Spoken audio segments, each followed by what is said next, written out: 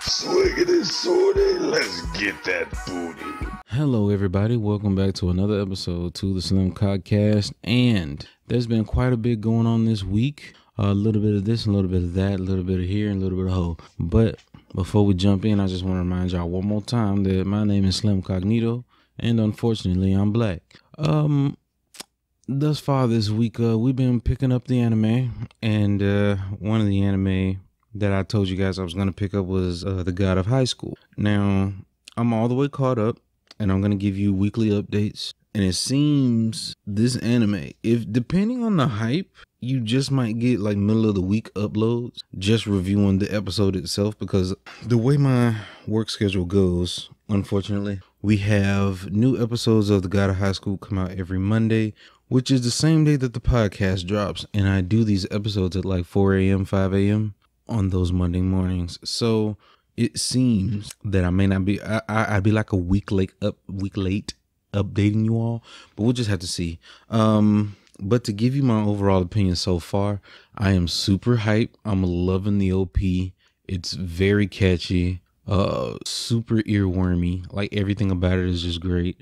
The visuals are good, animation's good, the art is good. This anime is top notch, great. I do have some people to reference toward who has read or have read the webtoon comic or webtoon manga, however you want to look at it. And apparently, they're a little disappointed because of, there's not much of a plot explanation or things like that so far. But I kind of like it because it keeps the mystery alive. Like they've changed it successfully because they had me fooled into thinking that it was a martial arts kind of anime, which is what I'm always down for. I love to see martial arts, risky dodges and blocks, and creative counters. Those are the type of fights I like to see. But yeah, with that in mind though, any further from here is going to be spoiler territory. So if anybody has not gotten on to The God of High School just yet, it's 7 episodes. Go ahead and jump in. It's dope. Now, small spoiler. Get ready for it to turn into some real JoJo shit. Like, no exaggeration. It literally turns into JoJo. And I don't really have a problem with it as long as it's, well done and creative with the same manner that JoJo's fights are. Because JoJo's fights are not meant to be, purely shonen fights, but also, a bit of that, how can I explain it? A parody of shonen. More fun to it rather than the fight itself. So, I got high hopes, super big fan. It was so hyped to the point where I got to like the 5th episode and I had to stop immediately and take a break. I needed a breather. It was way too intense. I was like, okay, this is great. So, yeah. The God of High School, I do approve, and also, the use of nanomachine. If it's good enough for Kojima, it's good enough for fan-made anime. So good on Crunchyroll for, collaborating with Webtoon and making this guy's creation a real work, something legit. And I really seriously hope, pray, and wish that the original creator was compensated properly. I really hope that he was paid properly and that he's comfortable and does not have to worry about much, because this is too huge, and probably because Webtoon, I'm not sure how much involvement Webtoon has in terms of the art that you make, but if they're running the usual artist gambit where they any IP that you create originally while working for me or under my publishing or publication belongs to me type of thing. Capcom does it, all these big name studios do it and stuff like that. So it's just hope that that things were taken care of properly, I guess. But yeah, anime so far, I can't give it an overall rating or a full opinion on it because it's not done yet. And I've seen anime start off real strong and shit the bed toward the end. I'm looking at you, Sword Art Online. Let's say season 1 and 2 Sword Art, but still. It's too many Sword Art apologists out there. All right, y'all. I just want y'all to know I gotta say this. This is my show. And I just gotta be me for like 2 seconds and tell y'all that I know y'all probably still love that anime, but the fact that it shit the bed dead hard in the middle, it's a terrible taste in my mouth. Eventually, I'll pick it back up when it gets to the good parts. But damn, your anime shit the bed, bro. Just admit it, be real. And if you can't admit it, then I might have to say fuck you. Like, if anything else did this, there would be no excuses. The way that people shit on Nintendo or Mega Man or anything else, all it took was Mega Man X7. All it took was Metal Gear Solid 4. All it took, it only takes one, man. It only takes one. Now, the games that I played this week, I've played a ridiculous amount of League of Legends, some Overwatch. Hadn't touched Valorant this week at all. And I've been playing a lot of Apex because of the new season. And it seems that they've lowered the time to kill. I won't say considerably, but noticeably. And now people are like, a little bit more, pissed off about it. And these people, y'all could probably just go to hell because, to be honest with you, it makes the fights more honest. They go by more reasonably. You know what I mean? Like you can't just gung-ho into a fight now. You got to actually think for like half a second. Because think about it. When the TTK was higher, before the new update, people would jump into a fight, spray a few bullets at the target, hide behind a rock, pop a shield battery or 4 shield cells, and then pop back out, and the whole fight started over from the start because the enemy did the same exact thing. So if everybody's going to just be healing, or it's just going to be, a battle of who runs out of resources until somebody's bold enough to push and get lucky with the push, because you might just be tired of the jumping in and out.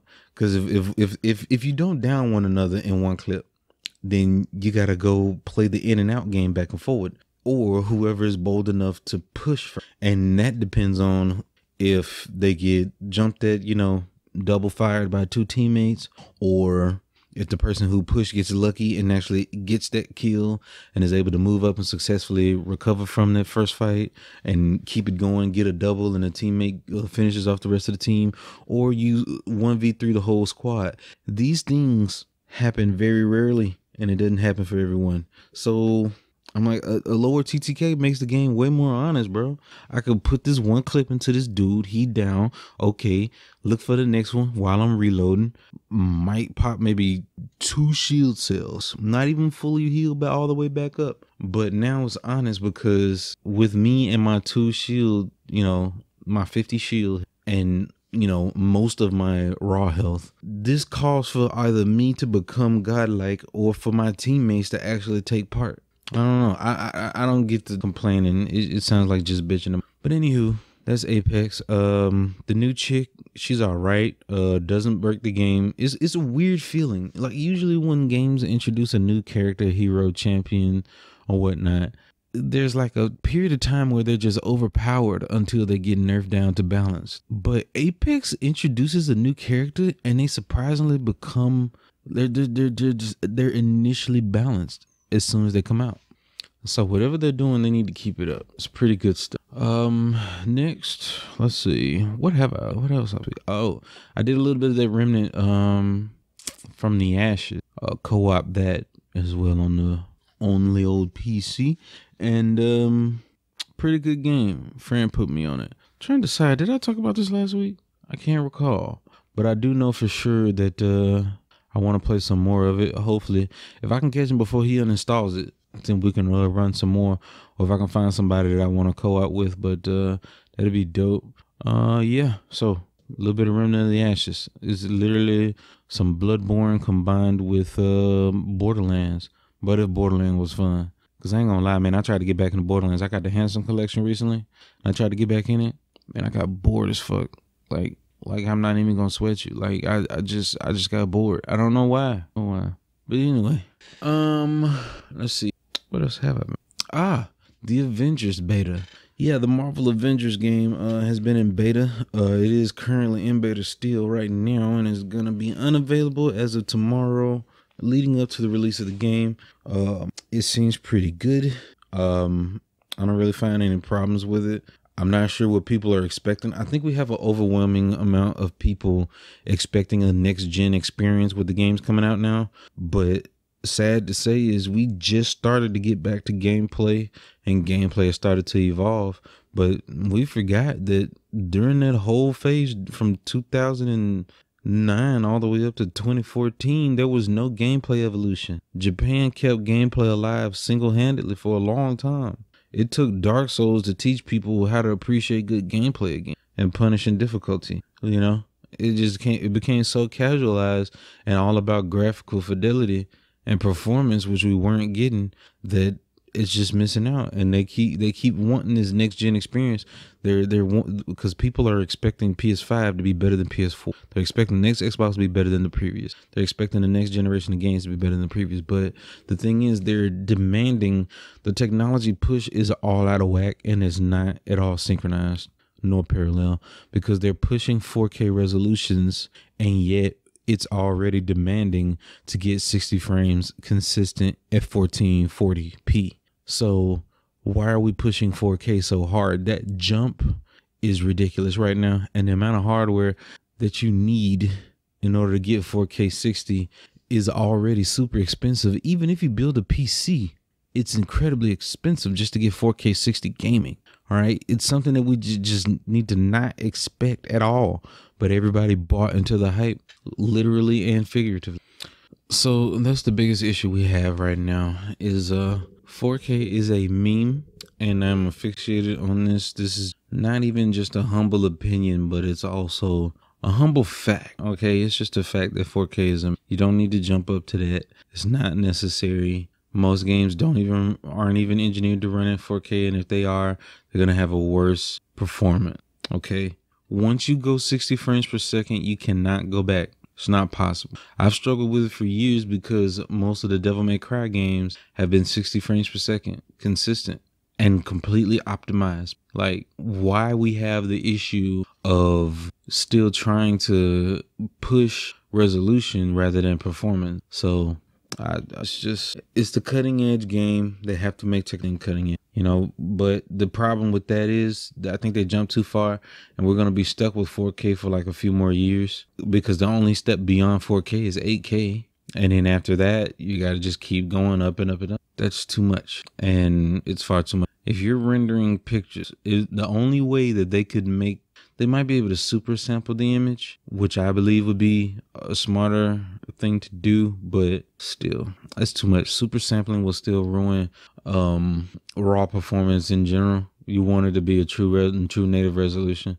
And for those who don't know, super sampling is when your graphics card will render pictures in a bigger resolution, say 4K, and then downscales the image to 1080 or 1440p. However, this, although this can, give you a clearer, more vivid, sharper image, performance is still working hard to produce those 4K images. So we'll just have to see. Anywho, let's talk about the DC fandom. Now, there's been a lot of stuff announced from the new Suicide Squad sequel movie. There's been the announcement of the new Rocksteady game coming in 2022 called Suicide Squad Kills Superman, or whatnot. And there's also Gotham Knights that's been announced, which is going to be a 4-player, I assume up to 4-player co-op experience made by WB Montreal. So Gotham Knights in WB Montreal, for those who don't know, WB Montreal were that's like the B team that made Arkham Origins. And of course, I'm pretty sure they were very inexperienced and under a huge crunch time to finish Arkham Origins. These are the excuses I'm going to allot them, because that game was trash. It was ass trash. And what makes it even worse is it was the best boss fights out of the series. Some of the best boss fights out of the entire series. That Deathstroke fight. That Deathstroke fight is like delicious. It makes no sense how good it was. All of the fights with Killer Croc, amazing. It was just well designed on paper, docket wise. But performance, it was buggy. It crashed a lot. The frame rate would tank. I remember my initial time playing it was on the PS3 version, and boy, it broke my PS3. It just would not boot. I had to reinstall it several times. And for those who remember installing a game on PS3, you might as well do something else for the next 2 hours. because that's gonna take forever, especially and especially with the update too right after the install. Oh no. So yeah, just a terrible experience. And I've even seen people play the PC version and speedrunners, and they said it's one of the worst Batman games to speedrun because it can just crash on you at any minute. And they were doing a speedrun of it at SGDQ also, and it crashed during that speed. So the game is it was just a buggy mess, and they didn't have, I'm just gonna say, the experience or the time. So right now, Gotham Knights, it looks beautiful. Seems to be pretty promising. I like the design for the characters. You see that the choosable characters between the 4 options are, I assume, Barbara Gordon Batgirl, which is weird because okay, excuse me, no, it's not weird.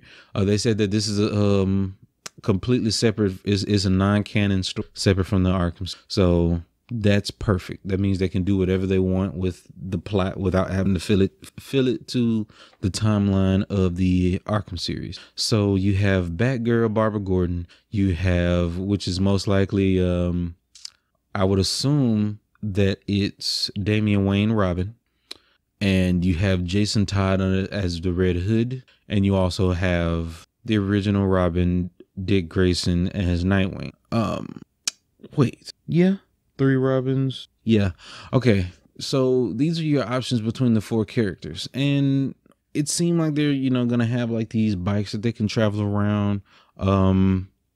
The plot, according to the trailer, you can check out the trailer as well. The plot pretty much just explains that Batman has left a message. And he said, if you're listening to this message, then that means I'm dead. And the Batcave is destroyed with everything in it. And he's leaving the mantle to protect Gotham to these 4. So I'm assuming that, Red Hood's coming back out. And, Nightwing's coming back from Bloodhaven.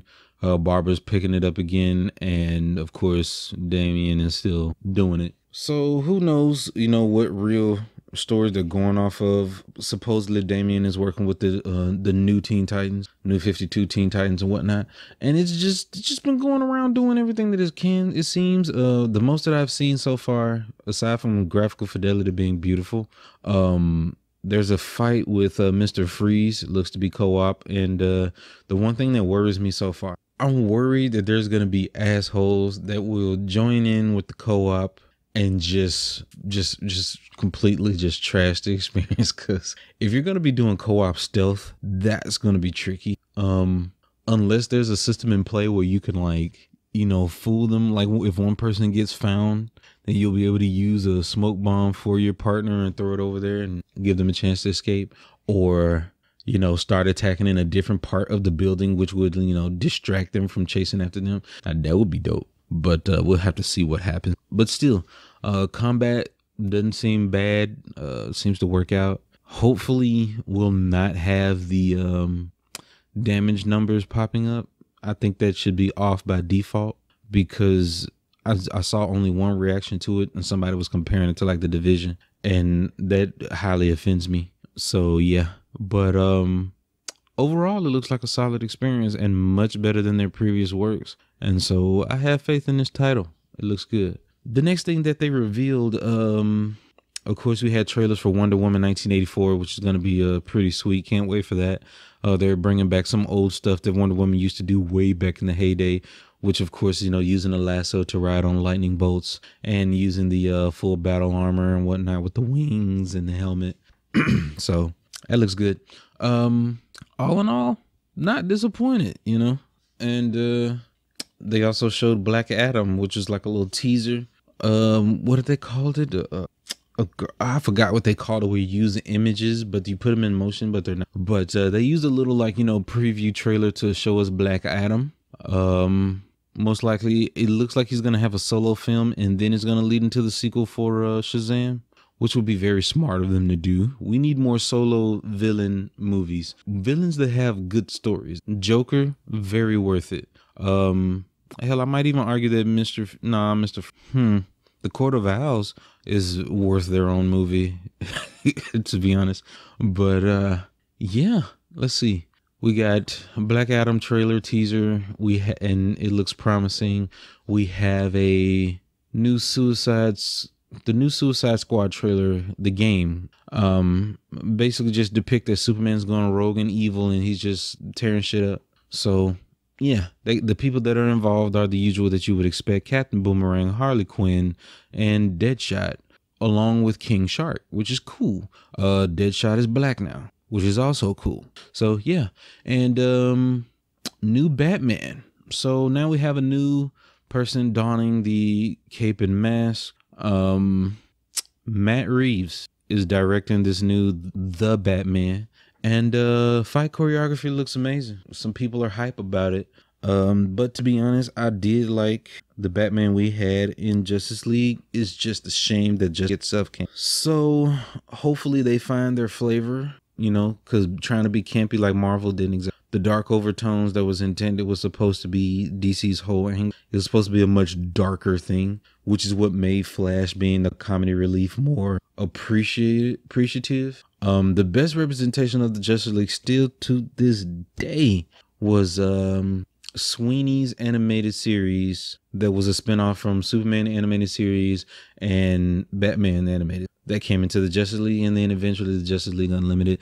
So if you haven't watched that series, go ahead and watch it. You don't even have to watch the original Superman and Batman animated series in order to understand what's going on. It's just amazing. You can just jump right in on Justice League 1 and it's amazing. Just watch that series. It's better than all of your animes. It's better than any other cartoon you've ever seen. Just watch it. And yeah, get that Batman Beyond too, because that's good too. But anyway, so yeah, it's looking promising out there. DC's getting it together, and I like this. We love this. Moving on from there, the rest of the news for the week, we can just jump right in, because I do have the trailer listed for Suicide Squad in the docket. You can go ahead and check it out. Everything else that's DC fandom related are basically trailers that are worth looking at. And if you want to rewatch the entire thing, you can find it on YouTube, which basically anything that you're missing aside from the trailers would just be, you know, developers and comic content creators and to talk. There will be everything included. So moving to the next trailer that we want to discuss, or rather the next topic on the docket, Microsoft files a statement supporting Epic Games against Apple. This is weird because getting your games featured on the Apple App Store and given a 30% cut of all in-game transactions and game purchases, I would see why Microsoft supports Epic Games, because Microsoft wants their games featured as well on their App Store, because they're trying to roll out the Xbox experience, the X Pass or whatever Game X service that they're going to be offering, where you could just get the Xbox Game Pass and just have access to the games. And some of those games under that will have microtransactions. But that's going to be problematic for them to implement that on the App Store when the Game Pass itself encompasses all games under that are included with the Game Pass. And that's just, you know, it's too much to police. And to say to give 30% of all of those games and all of that is absurd. The Xbox Game Pass is like, what, $5 a month, I think, or something like that. And it would be ridiculous to give Apple 30% of every $5 of every single user that decide to subscribe to that service. So I understand where they're coming from.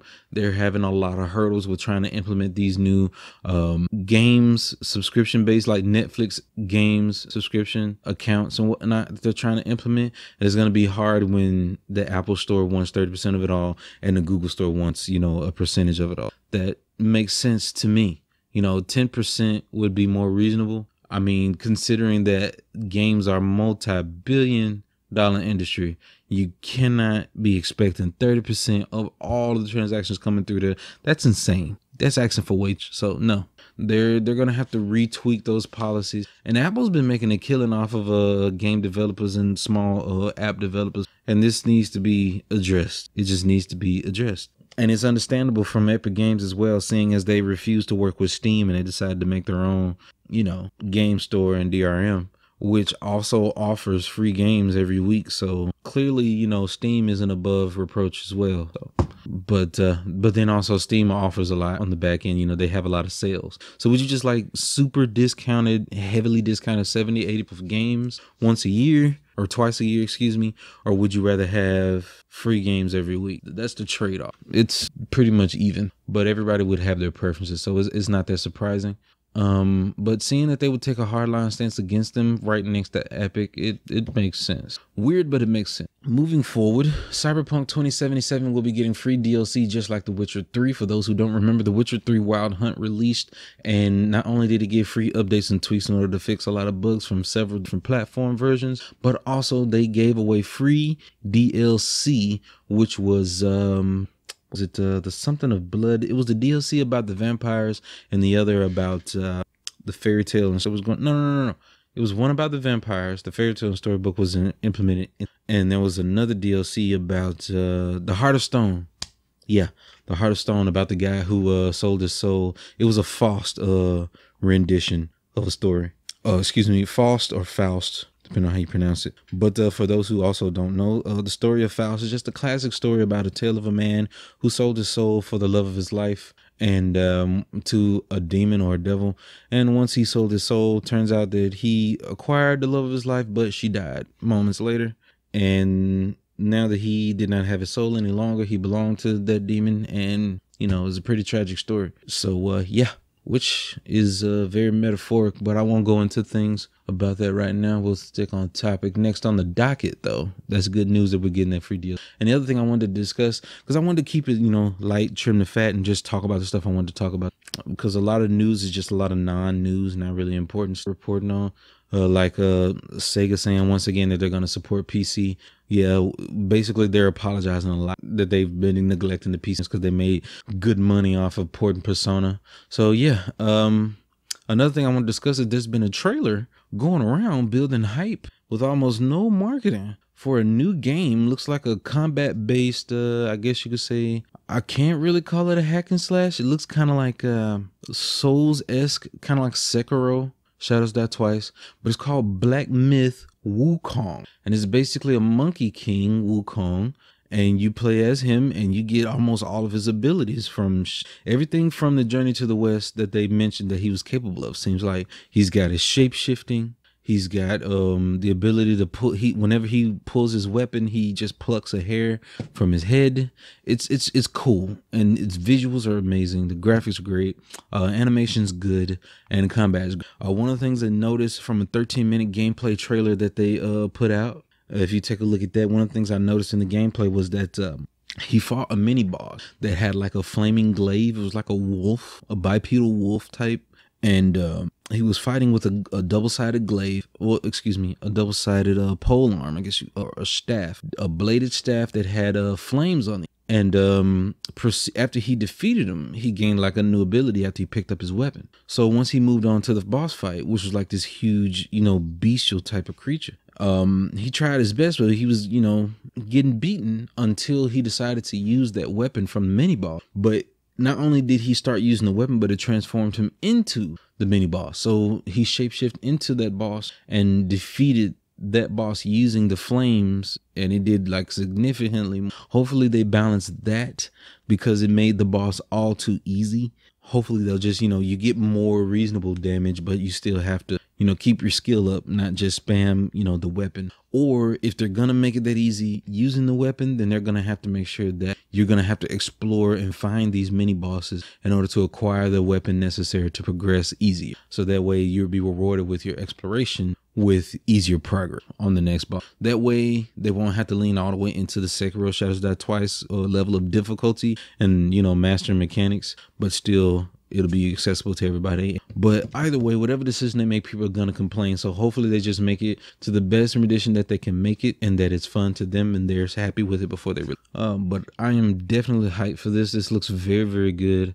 Always been a bit of a fan of the Wukong Monkey King. It's very, very cool. I play Wukong League of Legends. Love me some Dragon Ball. And it's just cool all around. So looking forward to that and whatever new updates. Basically in the article, when they responded to the hype, the developer said that they want you to kind of forget about the game because it's not going to be ready anytime soon. And they don't want to have to really, you know, crunch down and start working out of trying to meet a deadline rather than trying to make the best product. And anybody who's ever lived or done anything or worked, you know that it's better to put out quality than to rush it and meet deadlines. Deadlines literally ruin things, but deadlines are somewhat, it makes sure things don't procrastinate, but it's always better to prioritize quality. I'm all for that. But that's basically everything that we have in the news, and that's another episode of the podcast. What we're going to be doing this coming week, like I said, I'm going to be keeping updates on the anime, The God of High School, and I'm going to dive into more on the Apex. I'm going to stream some more of that as well, and hopefully continue Remnant of From the Ashes. I know you guys really do enjoy the anime reviews, so I'm going to keep up on that. So what most likely I'm going to think about integrating reading a manga in the meantime, because I've been putting off this Soul Eater manga for the longest time, and I'm not really in the mood to binge another anime on the side, because it's already a lot going on per week in order to keep up with things. So, but we'll see what we can do. I literally these days set aside an entire day just for anime, and it was a blessing that, you know, that I picked up more recent. Now I was able to actually squeeze it in and keep going with more. I'm gonna bring you guys more streams, more content, more videos. If you've seen this far, also check out the rest of the videos that's been uploaded this past week. I've uploaded 2 additional videos, one examining difficulty and competitive games, and you know, varying things that has to do with it. Maybe even the result of gaming depression might be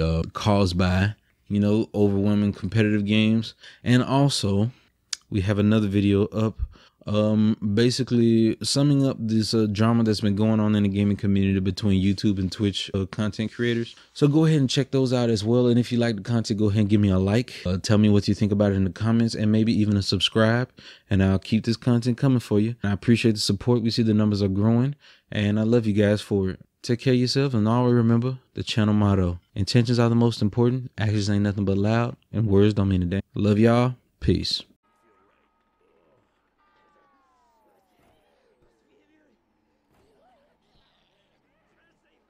It ain't even a real bell.